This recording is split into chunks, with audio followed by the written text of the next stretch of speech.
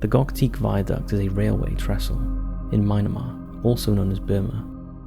It was constructed in 1899 and is the bridge between the towns Pyin and Lashio.